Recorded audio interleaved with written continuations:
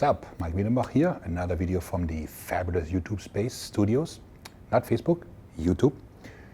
And this topic is dear to me because it's training for old people and I'm old, okay? So sidebar, I'm rocking my brother Jan's t-shirt, quality German material. He's also old, so he fits in the video right now. So the video is about training people that are 35 and over.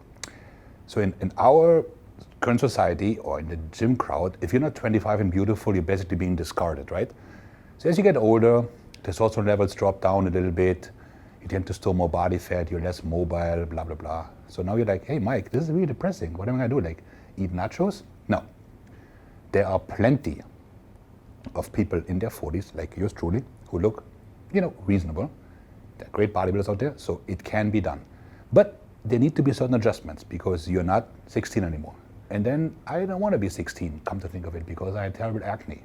But that's a different story. Anyways, so if you're older, then what? First of all, drop the high school attitude. When I see middle-aged guys going at the bench like, yo bro, I got this. I'm like, what are you thinking, okay? People shouldn't do this in the first place, but stop with the numbers. Nobody cares what you can bench, okay? Enough, this is over. High school is over. Number two is, you need a proper warm-up. So, yes, I know, way back when you were hunting bears and getting girls while being barefoot in the snow, you could not warm up and still have a great workout. Today, this won't work, okay? So when you come to the gym, the first thing is, you get a proper foam roller, the one that hurts, not the beat up, the one off the gym floor, and you get rid of the trigger points, in your delt, in your lat, in your delt, in your triceps, probably in your IT band. When that's done, you do some active stretching, dynamic stretching, meaning, let's say you want to train chest, okay? You would be doing some rows to get the chest elongated. And when that's done, you get some activation exercise going, meaning like some field flies or so, and then you start working out, okay? If you're a very mature adult, I'm just going to sit down because I'm so old, you should screen yourself for injuries, and I will be linking this particular video in the description for the video, because I have made a video about 5-6 tests that will show you if you are basically borderline injured. For instance, if you cannot rotate a dumbbell that's the weight of about 8% of your incline bench press, like so, your cuff is too weak. If you can't row what you can press, your back is too weak. If you can't do wall slides, you're too tight. If your knees buckle in when squatting, your glutes are weak. So that needs to be addressed. So those two things are very, very critical. Okay? Check for injuries, leave your ego, and warm up properly. Then my notes tell me that I should be saying that you should definitely train the strength curve. And I cannot hammer this often enough. Training the entire strength curve will do two things. It will make you bigger and better looking and more beautiful and richer. No, just bigger.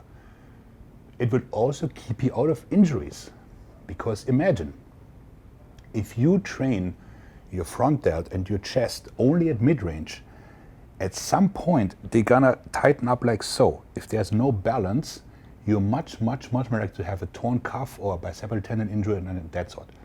So when writing your workout, either consult my videos, hire somebody qualified, but make sure that each muscle is trained in the stretch position at mid-range and also in the contracted position, okay? You must forego ego lifting and instead focus on tension. Tension and frequency is what will give you a great physique and keep you out of the ER for a long time. That's my next point. If you're older, you should and you could train more often. Sounds counterintuitive, but it's not. Because assuming you've been training for a long time, your work capacity is much greater than that of a younger athlete.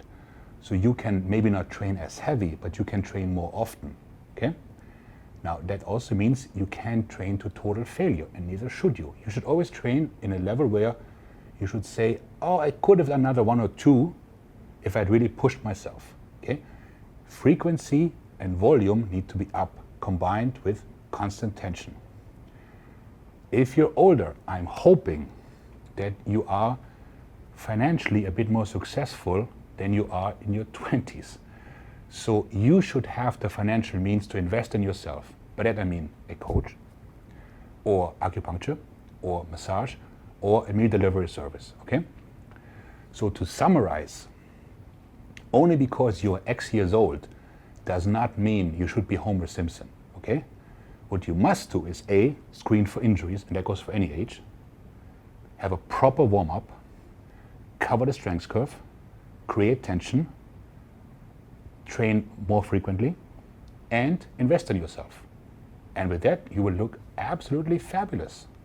Mike out.